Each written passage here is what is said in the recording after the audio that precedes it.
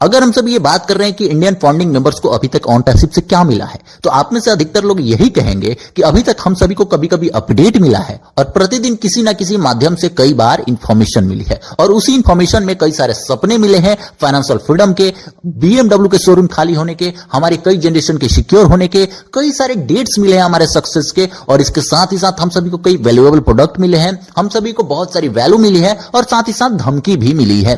तो यही मुख्य चीजें हम सभी को मिली है। अगर ओवरऑल बात कर रहे हैं तो अपडेट एंड इंफॉर्मेशन ही हम सभी को अभी तक ऑन पैसिव से मिली है। और उसी इंफॉर्मेशन में बात करें अगर इंडियन यूट्यूबर्स की, इंडियन लीडर्स की, तो कभी किसी ने अगर ये जानने की कोशिश की है, किसी भी आम फाउंडिंग मेंबर के द्वारा अगर ये पूछा गया है कि ऑन पैसिव कितनी रियल है, क्या कुछ देखा है आपने ऑन पैसिव में, ऑन पैसिव को आप कितना जानते हैं कि अगर हमने कहीं इन्वेस्टमेंट किया है तो कितनी रियल कंपनी है, कितनी ऑथेंटिक कंपनी है, पिछले 6 वर्षों में कौन कौन से पेपर्स उसके पास है, कौन कौन से रजिस्ट्रेशन उसके पास है, किस किस देश में परमिशन उसको मिल चुका है, किस किस देश से कौन सा टाई अप हुआ है, कोलैबोरेशन हुआ है। अगर ये किसी ने जानने की कोशिश की है तो विशेष करके हमारे इंडियन लीडर्स के द्वारा उसे बहुत बदतमीजी से ट्रीट किया गया है और उससे ये सोचने पर मजबूर कर दिया गया है कि शायद मैंने बहुत बड़ी गलती कर दी है, ये जान करके, ये पूछ करके कि हमने जहां भी पैसे लगाए हैं वो कितना सुरक्षित है, उसका अधिकार ही खत्म कर दिया गया और शायद उसके बाद कभी उससे बात करने की कोशिश नहीं की गई है। अब इसका कारण क्या है, आइए इस पर बात करते हैं। और सच में ऑन पैसिव का किन किन देशों में कहां कहां रजिस्ट्रेशन है, कौन कौन से पेपर ऑन पैसिव के पास है, कहां कहां से परमिशन मिल चुका है, आइए इस पर भी चर्चा कर लेते हैं। देखिए, अभी तक लीडर्स माहौल बना करके चले गए हैं और उसके हिसाब से उनको खुश करने के लिए हमारे इंडियन यूट्यूबर्स लगे रहे हैं, उसी लिंक पर, उसी रोड पर एकदम उसी तरीके से चलते रहे हैं और उनको खुश करते रहे हैं, उनको वेरीफाई करते रहे हैं और उनको सही साबित करते रहे हैं। लेकिन अगर आज हम सभी पूछे इन सभी लीडर्स से, सभी यूट्यूबर्स से कि किस बेसिस पर आपने अभी तक ऑन पैसिव को लेकर के इंडिया में ऐसा माहौल बना करके रखा है, क्यों अभी तक किसी को आप सभी ने कोई सवाल ही नहीं पूछने दिया है, इसका मतलब यह है कि आप सब कुछ जानते होंगे शायद। तो अगर आप सभी जानते हैं, पूरे इंडिया के यूट्यूबर्स को मैं ये चैलेंज कर रहा हूं और अपने लीडर्स को भी ये चैलेंज कर रहा हूं। अगर चैलेंज एक्सेप्ट होती है तो मतलब आप सभी सही हैं, मैं गलत हूं, ये मैं मान रहा हूं। आप सभी कम से कम इंडिया के बाकी 200 कुछ देशों के जो आप सभी बात करते रहे हैं हमेशा से, उसकी बात छोड़ दीजिए, सिर्फ इंडिया के वो रजिस्ट्रेशंस हम सभी को दिखा दीजिए जो हमारी ऑन पैसिव और इंडियन गवर्नमेंट के बीच हुई है, जो एक बहुत बड़े बिजनेस जो कि इंडिया को फाइनेंशियल फ्रीडम दिलाने जा रही है, गरीबी मिटाने जा रही है, जो कि इंडिया के सभी बिजनेसेस से सबसे बड़ी है, उसके रजिस्ट्रेशन जो हुए हैं उसका नंबर क्या है और कहां से वो रजिस्ट्रेशन हुआ है। पहला पॉइंट ये, इंडिया से कौन कौन से परमिशन, पूरे विश्व के हटा दीजिए, इंडिया से कौन कौन से परमिशन हमारे ऑन पैसिव को मिल चुकी है अभी तक, कौन कौन से टाई अप हमारे इंडिया में हो चुकी है ऑन पैसिव की गवर्नमेंट के साथ, और इसके साथ ही साथ ऑन पैसिव को लेकर के इंडियन गवर्नमेंट कितना कुछ जानती है जो अभी तक चर्चा होती रही है। अब इनका यह भी बात हो सकता है कि इंडिया में ऑन पैसिव का बहुत कुछ नहीं है, यूएस की कंपनी है, तो आप सभी यूएस में ही बता दीजिए कि यूएस में कौन कौन से डॉक्यूमेंट ऑन पैसिव ने अभी तक इकट्ठा कर लिए हैं, बनवा ली है, परमिशन ले लिया है या फिर सक्सेस हो चुकी है उस चीज को अपना बनाने में। शायद आप सभी को एक भी लीडर या यूट्यूबर जवाब नहीं दे पाएगा। मैं ये जानना चाहता हूं कि ठीक है, हमारे सीईओ कुछ आंसर नहीं देना चाहते हैं, एक बार आकर के अचानक से सबके अकाउंट में पैसे भर देंगे, तो मानने को तैयार हैं, हम एग्री करते हैं कि ठीक है, लेकिन आपको जो इंफॉर्मेशन है जिसके वजह से इतने दिनों से आप सभी बहुत ज्यादा रियलिटी को प्रमोट करते रहे हैं, लीगलिटी को प्रमोट करते रहे हैं, लोगों को डराते धमकाते रहे हैं, प्लीज उसको एक बार आकर के एक्सप्लेन कर दीजिए, वरना आप सभी ये भी समझ लीजिए कि अब आपको भी आंखें खोलने की जरूरत है, क्योंकि आप भी ऑन पैसिव की रियलिटी, ऑन पैसिव की लीगलिटी, ऑन पैसिव कितनी ऑथेंटिक है, क्या है, कौन कौन से पेपर है, कुछ भी नहीं जानते हैं। तो फिर शायद आप गवर्नमेंट की नजर में बहुत बड़े अपराधी बन सकते हैं अगर आपने बिना कुछ जाने इतने दिनों तक आकर के इतनी बड़ी बड़ी बातें की है और लोगों को सवाल उठाने से रोका है। यह बहुत बड़ा अपराध है। अब मैं आप सभी को बताना चाहता हूं कि सीईओ को लेकर के भी ये बहुत सारे माहौल बना करके रखे हुए, सीईओ हमारे भगवान है, सीईओ ये है, वो बहुत रेस्पेक्टेड है हमारे सीईओ, कोई डाउट नहीं हमारे लिए अगर वो काम कर रहे हैं। प्रतिदिन हम सभी सुनते हैं कि सीईओ खाना पीना छोड़ करके, सोना छोड़ करके, सब कुछ छोड़ करके, अपना परिवार छोड़ करके हम सभी के लिए दिन रात लगे हुए हैं। वैसे तो किसी भी लीडर को कुछ नहीं पता, किसी यूट्यूबर को कुछ नहीं पता कि कितना लगे हुए हैं, लेकिन कहते जरूर हैं ये। तो अगर हम सभी ये जान रहे हैं तो हम सभी को ये भी जानना चाहिए इन यूट्यूबर से कि आप सीईओ को कितना जानते हैं, सीईओ के पिताजी के बारे में कितना जानते हैं, उनके दादाजी के बारे में कितना जानते हैं। अगर आप सभी सब कुछ जानते हैं तभी तो इतना यकीन होगा। आपको सीईओ के बारे में कितनी जानकारी है आप एक बार बता दीजिए। एक भी आंसर आप सभी को सही नहीं मिलेगा। ये 2 पॉइंट हुआ। तीसरा पॉइंट कि ये जो भी यूट्यूबर्स हैं उनको एक मौका हमारे तरफ से दिया जा रहा है। आप सभी को बहुत अच्छे तरीके से पता है कि 31 दिसंबर तक हम सभी इंतजार कर रहे हैं, इसके बाद हम सभी एक्शन की तरफ आगे बढ़ेंगे।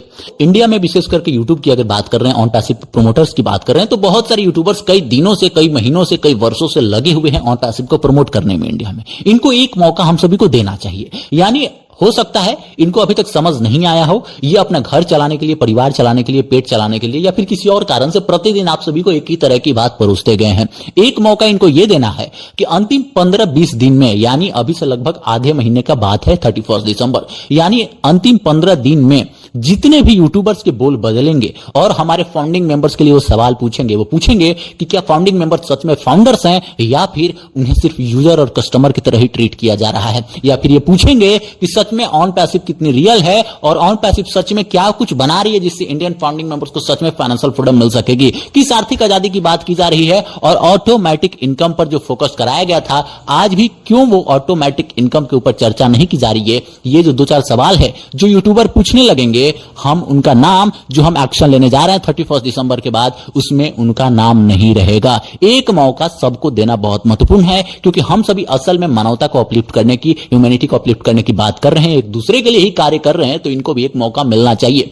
आपने कितना भी इमेज अपना खराब कर लिया हो, कितने भी बड़े दलाल आप सभी को ऑन पैसिव के इंडियन फाउंडिंग मेंबर समझते हैं, लेकिन इस 15 दिन में अगर आप सभी इस मुहिम के साथ आते हैं तो आप सभी इस केस से, इस एक्शन से हम सभी की जो भी प्रतिक्रिया होने वाली है, जो कि बहुत बड़ी होने वाली है, आप सभी बच सकते हैं। तो अंतिम मौका एक मैं दे रहा हूं सभी यूट्यूबर्स को और फाउंडिंग मेंबर से आग्रह कर रहा हूं कि आप सभी भी यह मौका उनको जरूर दे दें अंतिम 15 दिन के लिए। अगर सुबह का भूला शाम को घर वापस आता है तो उसे भूला नहीं कहते हैं। मैं ये नहीं कहता कि आप ऑन पैसिव की तारीफ मत कीजिए, मैं ये नहीं कहता कि आप ऑन पैसिव की वीडियोज मत बनाइए, मैं ये नहीं कहता कि आप ऑन पैसिव के सीईओ की तारीफ मत कीजिए, मैं ये नहीं कहता कि आप फाइनेंशियल फ्रीडम की बात मत कीजिए, मैं ये नहीं कहता कि आप ऑन पैसिव को प्रमोट मत कीजिए, लेकिन यह कहता हूं कि आप फाउंडिंग मेंबर्स के हित की भी बात कीजिए, फाउंडिंग मेंबर्स के लिए भी बात कीजिए और फाउंडिंग मेंबर्स के लिए ऑन पैसिव कितना कुछ कर रही है इसके लिए भी बात कीजिए। यानी सबसे बड़ी बात कि फाउंडिंग मेंबर्स सच में कस्टमर हैं या फिर फाउंडर्स हैं, इसकी बात कीजिए। जिस दिन आप फाउंडर्स के हक की बात करने लगे, समझ जाइए आप हमारे ग्रुप में शामिल हो चुके हैं, या फिर फाउंडिंग मेंबर्स के लिए बात करने लगे हैं तो फाउंडिंग मेंबर्स के अपने हो चुके हैं।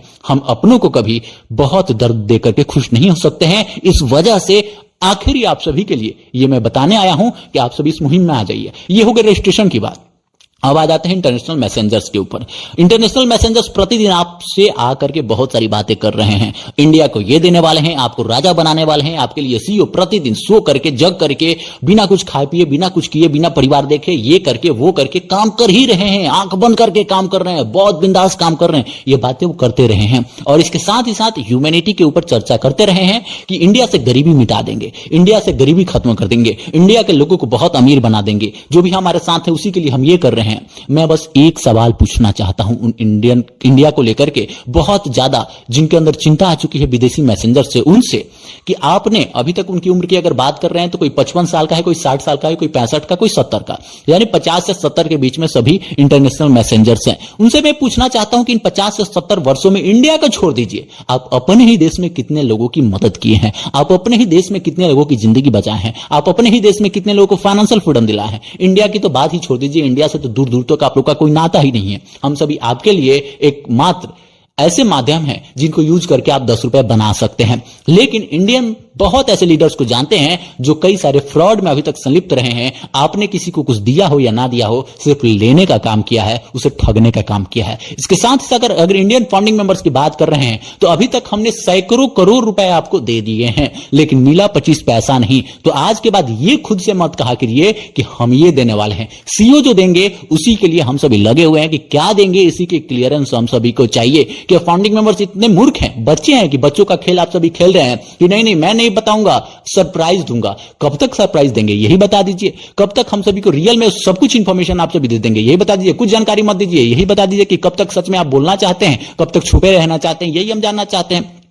प्रत्येक वर्ष की शुरुआत में उस वर्ष हम सभी को फाइनेंशियल फ्रीडम मिल रही होती है और प्रत्येक वर्ष के अंत में फिर अगले वर्ष फाइनेंशियल फ्रीडम मिलती है। आखिर इसका कारण क्या है? ये कब तक सिलसिला चलता रहेगा? इसी के लिए हम सभी लड़ना चाहते हैं। रियलिटी, ऑथेंटिसिटी और इसके साथ ही साथ बहुत सारी बातें जो अभी तक आप सभी करते रहे। जानकारी किसी के पास कुछ भी नहीं है, बस इतना जान लीजिए किसी ने कुछ नहीं देखा है। ना सीईओ क्या कर रहे हैं किसी ने देखा है, ना किस प्रोजेक्ट पे काम कर रहा है किसी ने देखा है, ना कहां रजिस्ट्रेशन है किसी ने देखा है, ना कौन सा पेपर ऑन पैसिव के पास है किसी ने देखा है, ना फाउंडिंग मेंबर्स के हित के लिए हमारे सीईओ क्या कर रहे हैं वो किसी ने देखा है। और और इन लीडर्स की बात, अगर मैसेंजर्स की बात हम सभी कर रहे हैं, तो ये भी बात आप सभी को ध्यान रखने की जरूरत है कि जितने इंटरनेशनल मैसेंजर सबसे ऑथेंटिक वाले हैं, यानी जिसकी सीईओ से प्रतिदिन बातचीत हो रही है फोन पर, वो इंसान कभी ऑथेंटिक इंफॉर्मेशन में ऑटोमेटिक इनकम की बात नहीं कर रहा है, वो सिर्फ सेल्स की बात कर रहा है। अगर हमसे मार्टी और क्रिस की बात कर रहे हैं तो ये प्रतिदिन क्या कहते हैं कि हमारी सीईओ से अभी बात हुई है। तो जिसकी सीईओ से सबसे ज्यादा बात हो रही है वो कभी भी ऑटोमेटिक इनकम के ऊपर चर्चा नहीं कर रहा है, ऑटोमेटिक ट्रैफिक के ऊपर चर्चा नहीं कर रहा है, और हमारे यूट्यूबर्स के पास इंफॉर्मेशन पहुंच जा रही है